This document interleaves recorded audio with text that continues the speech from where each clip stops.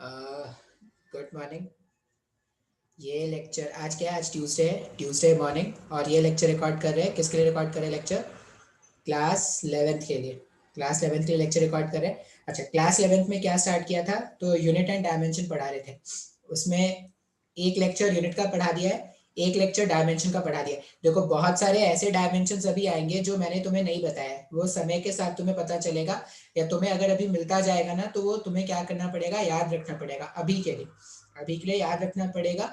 बाद में ऐसा कोई जरूरत नहीं है, बाद में जब एक बार सारे रिलेशंस पता चल जाएंगे ना तो इतना कोई प्रॉब्लम नहीं होने वाला। अच्छा, फिर हमने क्या किया था? हमने एप्लीकेशन स्टार्ट किया था। ये जो डायमेंशंस हम फाइंड कर रहे हैं इसका एप्लीकेशन क्या है, तो ये हमने स्टार्ट किया था। अब इसका एप्लीकेशन, एक पहला एप्लीकेशन देख रहे थे, यूनिट कन्वर्जन। यूनिट, एक सिस्टम ऑफ यूनिट से दूसरे सिस्टम ऑफ यूनिट में कन्वर्ट करने से हम के लिए हम क्या कर रहे थे, इस तरह के क्वेश्चन हमने देखना स्टार्ट किया था। तो वहीं से स्टार्ट करते हैं, कुछ और क्वेश्चंस देखते हैं। तो ये shared screen, open board, share, ठीक है। अच्छा, मैंने कुछ क्वेश्चंस करा दिए। मान लो ऐसा क्वेश्चन है, क्वेश्चन क्या है, कुछ भी हो सकता है क्वेश्चन, और कोई भी सिस्टम हो सकता है, कुछ भी हो सकता है और कोई भी सिस्टम हो सकता है। ऐसा बोला जा रहा है कि इन अ सिस्टम, फोर्स, मतलब एसआई सिस्टम में, इन एसआई सिस्टम, ऐसे in a system, force is given to be, force is given to be 100 newton, ठीक है। In a system force is given to be 100 newton, ऐसा ही system है, ठीक है। Then find the value, of this force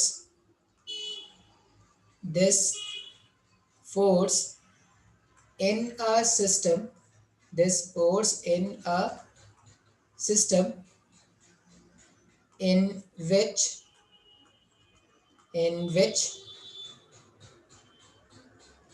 10 meter is the fundamental unit, 10 meter is the, ऐसा लिखते हैं, 10 meter is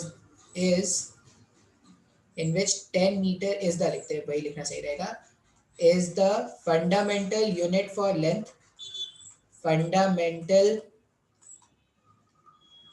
unit for length,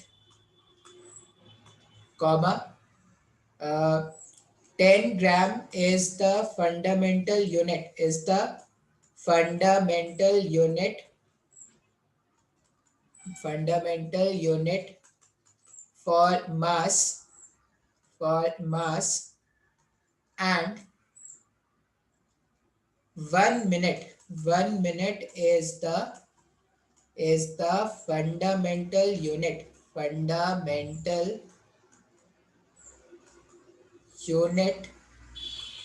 for time, ठीक है। ऐसे क्वेश्चन आपको मिल जाएंगे पेपर में। इसमें क्या बोल रहा है कि एसआई सिस्टम में फोर्स का वैल्यू था 100 न्यूटन। अब इस 100 न्यूटन का वैल्यू मुझे एक ऐसे सिस्टम में चाहिए जहां पे लेंथ का फंडामेंटल यूनिट है 10 मीटर्स का, मास का फंडामेंटल यूनिट है 10 ग्राम का, और टाइम का फंडामेंटल यूनिट है 1 मिनट का, ठीक है। अच्छा, अब बोलेगा सर ये क्या दे दिया सर आपने, ये तो एकदम अजीब सा क्वेश्चन है, ऐसा कोई सिस्टम होता ही नहीं। तो वो कोई भी हाइपोथेटिकल सिस्टम बना के आपको क्वेश्चन मिल सकता है। हम क्वेश्चन को स्टार्ट कैसे करेंगे? जैसे पहले क्वेश्चंस को सॉल्व करते थे अभी भी वैसे ही सॉल्व करेंगे। हम क्या लिखेंगे, n1u1 इक्वल्स टू n2u2, इस तरह से लिख देंगे, n1u1 इक्वल्स टू n2u2। अभी n1 का वैल्यू क्वेश्चन में कितना है, n1 का वैल्यू क्वेश्चन में 100। अच्छा, u1 का मतलब होता है पहला वाला सिस्टम एसआई सिस्टम है क्या? अगर न्यूटन है तो वो एसआई सिस्टम है। एसआई सिस्टम है, फोर्स का डायमेंशन लिख दो यहाँ पर, तो m1 l1 t1 to the power -2 ये लिख सकते हैं। n2 का वैल्यू कैलकुलेट करना है। अब जो नया सिस्टम है उसके लिए डायमेंशन लिख दो m2 l2 t2 -2 t2 मानो। अब ऊपर से मैं स्पेस खाली करता हूं, ऊपर का मेरे को जरूरत नहीं है। अभी देखो, फिर नेक्स्ट स्टेप क्या हो जाएगा, नेक्स्ट स्टेप हो जाएगा 100, ये m2 वाले टर्म को इस तरफ लाके लिख दो, इसको ऐसा लिख सकते हैं ना, m1 डिवाइडेड बाई m2, फिर L1 divided by L2, T1 divided by T2 और पावर -2, ऐसा ही है ना, T1 डिवाइडेड बाई T2 और पावर -2, इस तरह से लिख सकते हैं, लिख दिया हमने, ठीक है। अच्छा, ये हमारे पास किसका वैल्यू है, ये हमारे पास N2 का वैल्यू है। अब जो भी सिस्टम है, M1 कौन सा सिस्टम था, M1 था SI सिस्टम। SI सिस्टम में मास के लिए क्या यूज करते हैं, SI सिस्टम में मास के लिए यूज करते हैं किलोग्राम, तो यहाँ पे लिख दिया किलोग्राम। M2 जो सिस्टम है उसमें मास के लिए यूज करना है 10 ग्राम्स, तो यहाँ पे रख दो 10 ग्राम्स। फिर SI सिस्टम में लेंथ के लिए यूज करते हैं 1 मीटर, जो नया सिस्टम बना रहे हैं उसमें लेंथ के लिए यूज करना है 10 मीटर्स, 10 मीटर्स रख दिया। SI सिस्टम में टाइम के लिए रखते हैं 1 सेकेंड, जो नया सिस्टम है उसमें रख दो 1 मिनट और पावर -2। अब बस सॉल्व करना है, तो सॉल्व करना है तो सॉल्व कर देंगे, आंसर आ जाएगा। देखो कैलकुलेशन कुछ भी हो सकता है, कैलकुलेशन में नहीं जानता सही होगा गलत होगा क्या होगा, लेकिन तरीका क्वेश्चन सॉल्व करने का यही है, ठीक है। अच्छा, ये किसका वैल्यू है, ये वैल्यू है N2 का। अब यहाँ पर 100 को एज इट इज, किलोग्राम और इधर ग्राम है, मैं किलोग्राम को लिख देता हूँ 1000 gram divided by 10 gram, bracket closed. 1 metre के प्लेस में लिख दो, नहीं मीटर मीटर है तो कैंसिल ही हो जाएगा, तो 1/10 लिख दो, सीधा सीधा, तूफानी बनने की कोशिश नहीं करते हैं। 1 सेकेंड को एज इट इज रहने दो, 1 मिनट के प्लेस में 60 सेकेंड्स लिख सकते हैं क्या, और पावर -2, ग्राम से ग्राम गायब, सेकेंड से सेकेंड गायब, और ये हो जाएगा N2 का वैल्यू। यहां पर अगर आप सिंप्लीफाई करोगे तो N2 हो जाएगा 100, जीरो से ये जीरो भी कैंसिल हो जाएगा, इधर मिला इसको 100, फिर मिल रहा है 1/10, फिर मिल रहा है 60 का पावर -2, ये पावर नेगेटिव जो है वो इसको रेसिप्रोकेट करके इसको 60 इंटू 60 बना देगा क्या, जीरो से ये जीरो कैंसिल कर दो, 6 इंटू 6 36 हो गया, 36 को एज इट इज लिख दो, इंटू पावर चढ़ा के लिख दो, 1 2 3 4 5, तो 10⁵ जो भी नया यूनिट था उसमें उसमें ये N2 का वैल्यू होगा। तो इस तरह से जब क्वेश्चन आएंगे ना, तो कन्वर्जन वाले क्वेश्चन आपको ऐसे हैंडल करने पड़ेंगे। तो यूनिट एंड डायमेंशन का सबसे पहला एप्लीकेशन हम क्या देख रहे हैं, एक सिस्टम ऑफ यूनिट से दूसरे सिस्टम ऑफ यूनिट में अगर कन्वर्ट करना है तो हम इस तरह से यूज कर सकते हैं, ठीक है। अच्छा, नेक्स्ट इसका, अब देखो इससे बहुत सारे क्वेश्चंस होंगे आपके पैकेज में, डीसी पांडे में आपको बहुत सारे क्वेश्चंस मिलेंगे, आप क्वेश्चंस को ट्राई कीजिए, सॉल्व कीजिए, नहीं बनता है तो एज यूजुअल आप मेरे को भेज सकते हैं, ठीक है। अच्छा, अब इसके सेकंड एप्लीकेशन पर आते हैं, इसका सेकंड एप्लीकेशन क्या है, second application, second application, second application है, इसको हम लिखते हैं होमोजेनिटी प्रिंसिपल, होमोजेनिटी प्रिंसिपल। अब होमोजेनिटी प्रिंसिपल का मतलब क्या है, ठीक है। जैसे मैं एक इक्वेशन लिख रहा हूं, एक ऐसा इक्वेशन लिख रहा हूं जो आपने शायद पढ़ा है, S equals to ut plus half a t square, लिख सकते हैं ऐसा, बिल्कुल सही लिखा जा सकता है। अच्छा, अब s क्या होता है यहाँ पर, s जो है ये यहाँ पर डिस्प्लेसमेंट है, ये तो पढ़ा दिया ना ये तो, हाँ, u इनिशियल वेलोसिटी है, a एक्सेलरेशन है, t स्टैंड्स फॉर टाइम। अब अगर मैं दोनों तरफ के डायमेंशंस लिखना स्टार्ट करूं, मैं क्या कर रहा हूं, दोनों तरफ के डायमेंशंस लिख रहा हूं, पहले लिख देते हैं, पहला वाला टर्म क्या है s, सेकेंड वाला टर्म क्या है u into T, third half, mathematical constants का कोई डायमेंशन होता नहीं, 1 2 3 4 हाफ, इसका कोई डायमेंशन होगा नहीं, AT स्क्वायर का डायमेंशन लिखते हैं।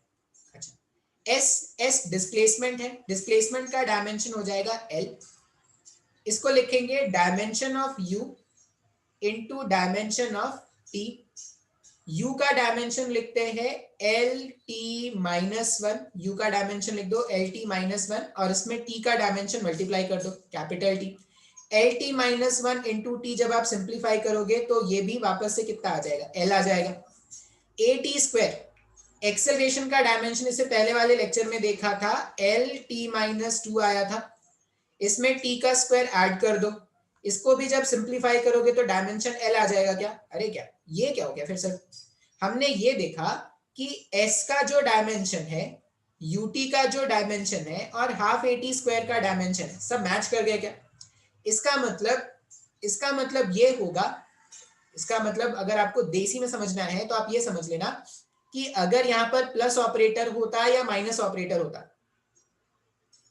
प्लस या माइनस ऑपरेटर, प्लस या माइनस ऑपरेटर के लेफ्ट और राइट, लेफ्ट और राइट हैंड साइड के, राइट हैंड साइड के डायमेंशंस, राइट हैंड साइड के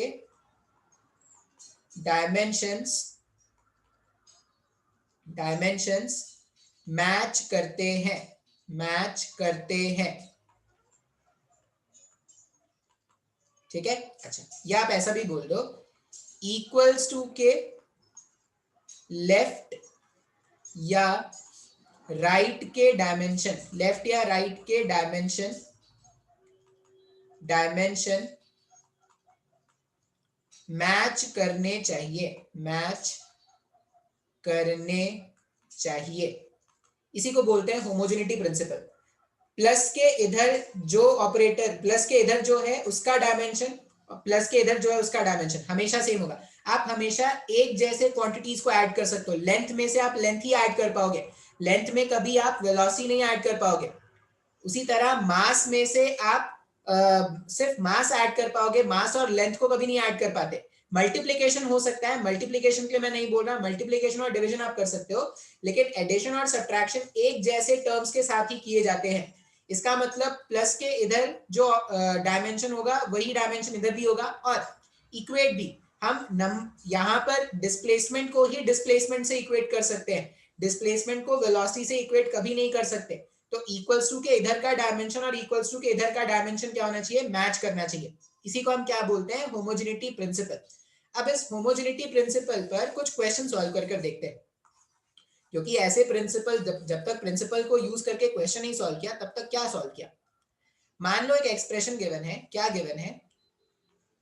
x equals to capital A t plus b t square minus c t cube plus d, इस तरह से लिखा हुआ है। एक एक्सप्रेशन है x equals to a t plus b T square minus c t cube plus d, और आपसे बोला गया है if x is in meters and t is in seconds, then find the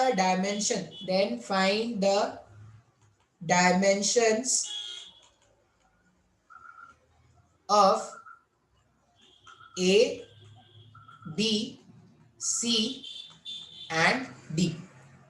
अगर x और t, x मीटर्स में है मतलब x क्या है? लेंथ होगा तभी तो मीटर्स में।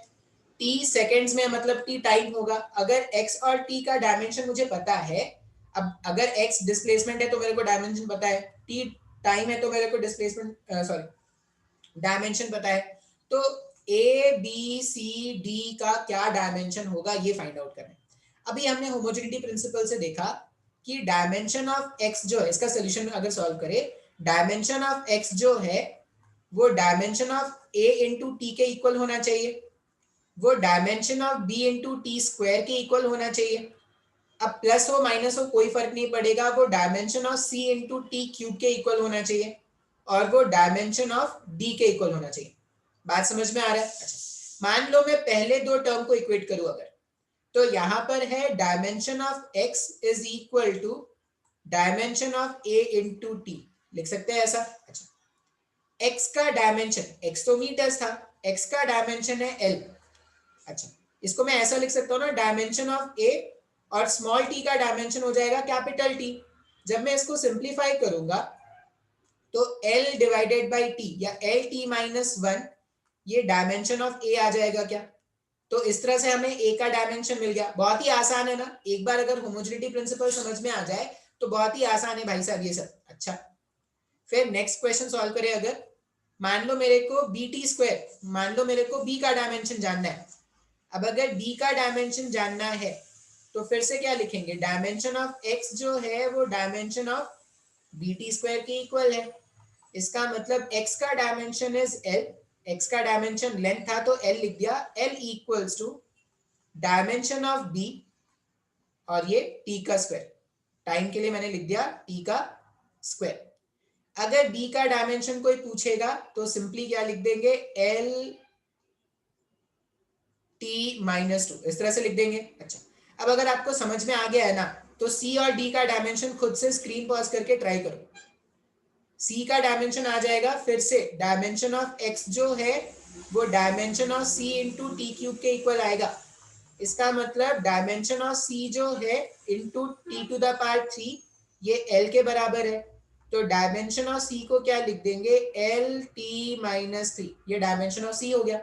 और d का तो बहुत ही आसान है, डायमेंशन ऑफ d जो है वो डायमेंशन ऑफ x के इक्वल होना चाहिए। इसका मतलब डायमेंशन ऑफ d जो होगा वो सिंपली l के इक्वल हो जाएगा।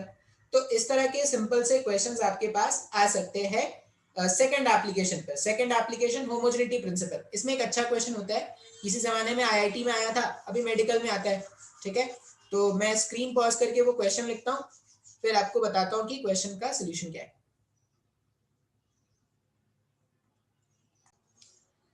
देखो क्वेश्चन क्या है, एक रियल गैस, अभी रियल गैस आइडियल गैस क्या होता है ये केमिस्ट्री वाले टीचर तुमको सिखाएंगे, आप सीख जाओगे, टेंशन मत लो। रियल गैस का इक्वेशन, आप बस क्वेश्चन पे ध्यान देना, क्वेश्चन क्या है। रियल गैस का इक्वेशन ऐसा लिखा है, p plus A N square upon B square B minus N into B equals to N into R into T, where p is the pressure, where p is the pressure,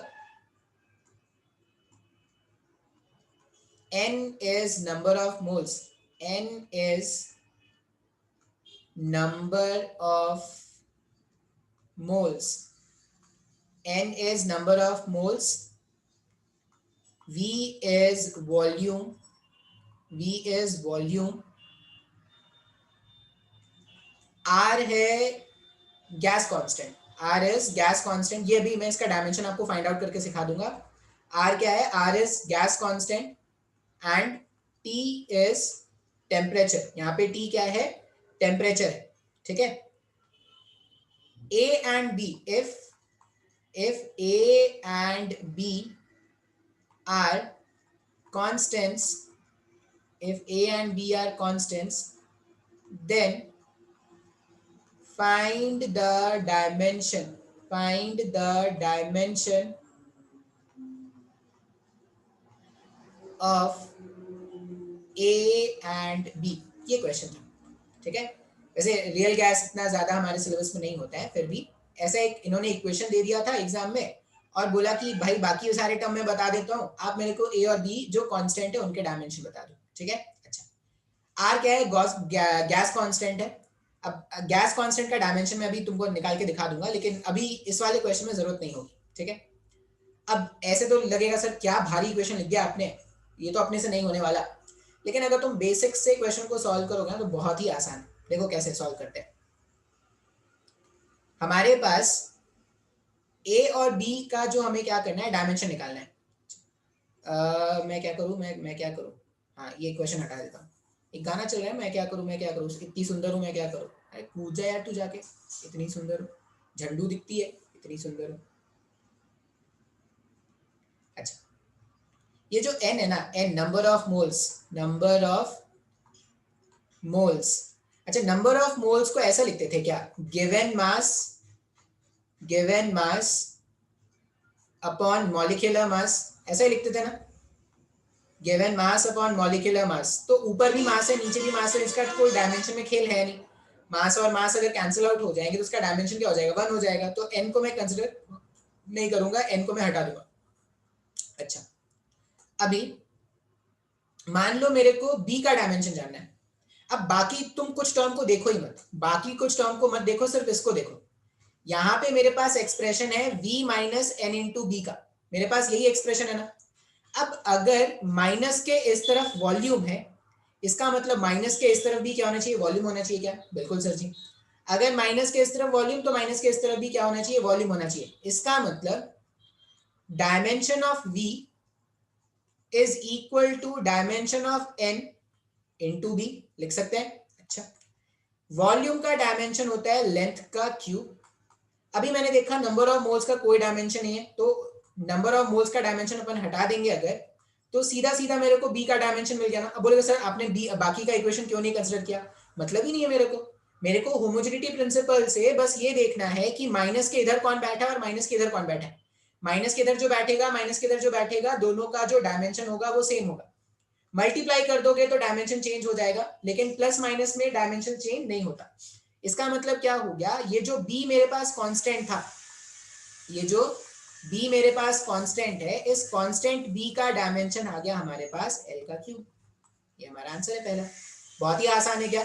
हाँ या ना? अच्छा, अब अगर ये समझ में आ गया है ना, अगर ये समझ में आ गया है, अब इक्वेशन देख के अगर डर नहीं लग रहा तो क्या करना, आप a कांस्टेंट जो है उसका डायमेंशन फाइंड आउट करो। अब फिर से बोलोगे सर ये तो बहुत मुश्किल लग रहा है, फिर से मैं बोलूंगा प्लस के इधर जो डायमेंशन है और प्लस के इधर जो डायमेंशन है वो मैच करना चाहिए क्या? तो यहाँ पे लिख दिया जाएगा dimension of p is equal to dimension of a n square upon v square, लिख सकते हैं ऐसा।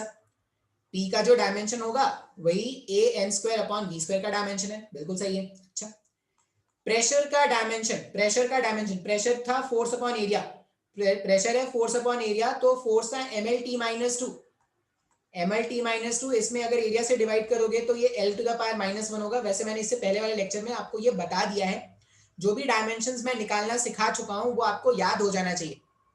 ml minus one t minus two equals to a यहाँ पर क्या है, ए यहाँ पर कांस्टेंट है। अच्छा, एन स्क्वायर का कोई डायमेंशन नहीं आएगा नहीं, तो यहाँ पे लिखेंगे dimension of A divided by dimension of B का स्क्वायर, बिल्कुल सही है। इसका मतलब डायमेंशन ऑफ ए जो है ये वी स्क्वायर का डायमेंशन, अगर एक वी होता तो उसका डायमेंशन एल क्यूब होता। अभी यहाँ पे वी स्क्वायर है तो L to the power six हो जाएगा क्या? तो यहाँ पे लिख दो M L minus one T minus two, M L minus one T minus two, और इसमें मल्टीप्लाई कर दो L to the power six. जब आप इसको सिंप्लीफाई कर लोगे तो डायमेंशन ऑफ ए हो जाएगा M L five T to the power minus two. ये हमारे पास ए का डायमेंशन है। आसान है क्या? तुम बोलोगे सर इक्वेशन तो बहुत कॉम्प्लिकेटेड लग रहा था, लेकिन ऐसा तो बहुत ही ईजी लगा। सिर्फ आप ये देखो कि प्लस माइनस कहाँ दिख रहा है, प्लस माइनस जहां दिखेगा उसके इक्वल साइड ऑपोजिट साइड के डायमेंशंस मैच कराएगा। एक और क्वेश्चन जो एग्जाम में कभी आया हुआ है, नीट के एग्जाम में ही आया था ये, ठीक है। फिर से मैं स्क्रीन पॉज करके इक्वेशन लिखता हूँ, फिर आपको बताता हूँ। देखो ये क्वेश्चन है, क्वेश्चन में क्या बोल रहे हैं कि a book with many printing errors, ठीक है, बहुत सारे प्रिंटिंग एरर्स है भाई साहब, contain 4 different formulas for displacement, चार अलग अलग फॉर्मूलाज हैं डिस्प्लेसमेंट के, ठीक है। किसका डिस्प्लेसमेंट? डिस्प्लेसमेंट y है, मतलब यहाँ पे जो इक्वेशन में y लिखा है ना वो क्या है, displacement of a particle undergoing a certain periodic motion. ये सब अपने को काम का नहीं है, अपने को बस चेक करना है कि डायमेंशनली करेक्ट है या नहीं फॉर्मूला। तो एक एक करके क्या करते हैं, एनालाइज करते हैं। अब यहाँ पर देखोगे ना तो जितने भी टर्म्स है वहां पे साइन थीटा कॉस थीटा ऐसे टर्म दिख रहा है क्या? जैसे यहाँ पे देखो sign to pi T upon T, ऐसा कुछ दिख रहा है क्या?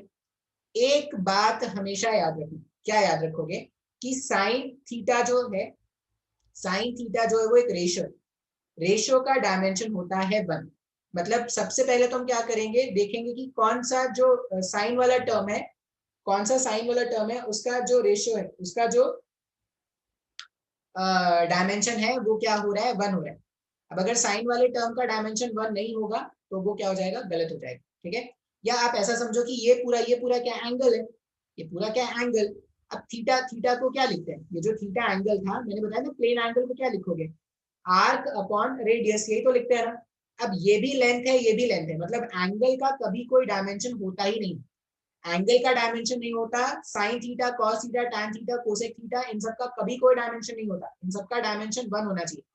तो एक एक करके हम क्या करते हैं, सारे इक्वेशंस को चेक करते हैं कि कौन सा इक्वेशन करेक्ट है। पहले थोड़ा स्पेस बनाते हैं, y यहाँ पर डिस्प्लेसमेंट है और t यहाँ पर क्या है, टाइम।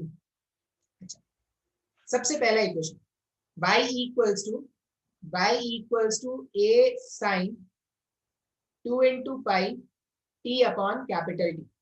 अच्छा, सबसे पहले तो आप इस वाले टर्म को देखो, 2 पाई मैथमेटिकल कांस्टेंट है, कोई डायमेंशन नहीं होगा, ऊपर में भी टाइम है, और ये कैपिटल टी जो है ना वो एक्चुअल में यहाँ पे क्या होता है, कैपिटल टी जो है वो टाइम पीरियड होता है। कैपिटल टी जो यहाँ पर है वो एक्चुअल में टाइम पीरियड है। ये कैपिटल टी जो है वो क्या है, टाइम पीरियड है। तो अगर ये टाइम पीरियड मतलब टाइम, ये वो टाइम जिसमें पूरा का पूरा ऑसिलेशन, ऑसिलेशन जानते हैं ना, इधर से जाना फिर वापस आना, टू एंड फ्रो मोशन को ही ऑसिलेशन बोलते हैं। अब एक ऑसिलेशन होने में जो टाइम लगता है उसको बोलते हैं टाइम पीरियड। तो ये भी टाइम है, ये भी टाइम है। टाइम से टाइम जब डिवाइड हो जाएगा तो इसका कोई डायमेंशन आया नहीं। ये भी सेकंड्स था, ये भी सेकंड्स था, ये भी कैपिटल टी है, ये भी कैपिटल टी है। तो एंगल का कोई डायमेंशन नहीं आ रहा, मतलब ये एंगल वाला पार्ट तो सही है। अब ये साइन ऑफ थीटा, इसका भी कोई डायमेंशन नहीं होता। इस पूरे टर्म का ये जो साइन ऑफ थीटा होता है इसका तो कोई डायमेंशन होता नहीं है। इसका मतलब डायमेंशन ऑफ वाई जो है वो डायमेंशन ऑफ ए के बराबर होना चाहिए। और ये एक्चुअल में ये जो ए है ना, ये ए जो होता है, ए यहाँ पर है, ए stands for amplitude. A stands for amplitude, और एम्पलीट्यूड भी जो होता है वो लेंथ ही होता है। बात समझ में आ रहा है, एम्पलीट्यूड जो होता है वो भी क्या होता है, लेंथ ही होता है। तो अगर आप देखोगे तो इक्वल्स टू के इधर भी डायमेंशन एल है और इधर एम्पलीट्यूड आ रहा है। इसको मैंने डायमेंशन वाले टर्म में लिखा ही नहीं, क्यों नहीं लिखा, क्योंकि इसका डायमेंशन क्या हो गया, 1 हो गया, हमने देख लिया। तो एल इक्वल्स टू एल, मतलब एलएचएस और आरएचएस अगर मैच कर रहा है, इसका मतलब इक्वेशन नंबर 1 तो सही है भाई साहब। इक्वेशन नंबर 1 तो सही है। तो इक्वेशन नंबर 1 से आगे बढ़ना स्टार्ट करते हैं, इक्वेशन नंबर 2 को चेक करना स्टार्ट करते हैं। इक्वेशन नंबर 2 में लिखा गया है y equals to a sine v into T. अच्छा, ये v स्टैंड्स फॉर यहाँ पर वेलोसिटी, ये सब क्वेश्चन में मेंशन है, आप डरना मत, ये मैं क्वेश्चन यहाँ पे करा रहा हूँ लेकिन ये सब मेंशन है। v stands for velocity. तो अगर मैं लिखूं, देखो ये एंगल है ना, v इंटू टी, यहाँ पे क्या है, एंगल है। हमारे लॉजिक से, हमारे नॉलेज से vt का डायमेंशन 1 आना चाहिए। अगर vt का डायमेंशन 1 नहीं आएगा तो वो एंगल नहीं है। अब अगर vt का डायमेंशन फाइंड करके देखते हैं, तो v का डायमेंशन हो गया L T minus one into T, L T minus one into T. अच्छा, एल टी माइनस वन और ये टी, ये दोनों क्या गायब हो जाएगा, तो ये डायमेंशन एल आ गया।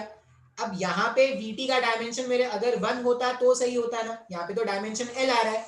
इसका मतलब इक्वेशन नंबर 2 जो है वो तो गलत है भाई साहब। क्यों गलत है, बात समझ में आ रहा है ना।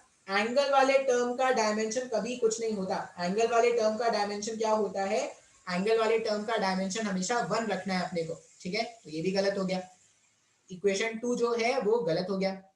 इक्वेशन 3 देखते हैं। इक्वेशन 3 में है y equals to a upon T sine t upon a, ठीक है। अच्छा, फिर से अगर देखोगे तो a यहाँ पर एम्पलीट्यूड, ये भी गलत हो जाएगा, देख लो कैसे। t का डायमेंशन कितना आ रहा है, t का डायमेंशन है, स्मॉल t का डायमेंशन है कैपिटल T, और स्मॉल a का डायमेंशन है l। तो ये t l माइनस 1 हो गया ना, डायमेंशन t अपॉन a का 1 आना चाहिए था, 1 तो आ नहीं रहा। इसका मतलब ये भी क्या है, गलत है। लास्ट में अगर देखेंगे इक्वेशन नंबर 4, लास्ट में अगर देखा जाए equation number 4, equation number 4 is y is equal to a square sine 2 pi t divided by capital T plus cos 2 pi t divided by capital T। देखो अभी हमने देखा था कि ऐसा जो टर्म है वो डायमेंशनली मैच कर रहा है ना, ये भी टाइम है, ये भी टाइम है, तो ये डायमेंशनली करेक्ट है, ये भी डायमेंशनली करेक्ट है। और प्लस के इधर जो डायमेंशन है, प्लस के इधर जो डायमेंशन है वो भी मैच कर रहा है, यहां तक बिल्कुल सही है। अब साइन वाले टर्म का कोई डायमेंशन होता है क्या, इसका भी कोई डायमेंशन नहीं है, इसका भी डायमेंशन 1 है, इसका भी डायमेंशन 1 है। मतलब डायमेंशन ऑफ y जो है वो डायमेंशन ऑफ a स्क्वायर से मैच कर जाएगा तो आंसर हो जाएगा क्या, लेकिन ये मैच नहीं करेगा। क्यों नहीं करेगा, y का डायमेंशन l है, a स्क्वायर का डायमेंशन l स्क्वायर हो जाएगा क्या, ये यहाँ पे गलत हो गया ना। तो इक्वेशन नंबर 4 भी क्या है, गलत है। तो आपको इस तरह से डायमेंशनली चेक करना आना पड़ेगा, जिसमें हम क्या बोलते हैं, होमोजेनिटी प्रिंसिपल के ये सारे क्या है, एप्लीकेशंस है, ठीक है। अच्छा, अब इसमें और भी क्वेश्चंस हैं, मैं नेक्स्ट वाले लेक्चर में कराऊंगा। मुझे आज कुछ काम है, ठीक है, आज इतना ही रहने देते हैं।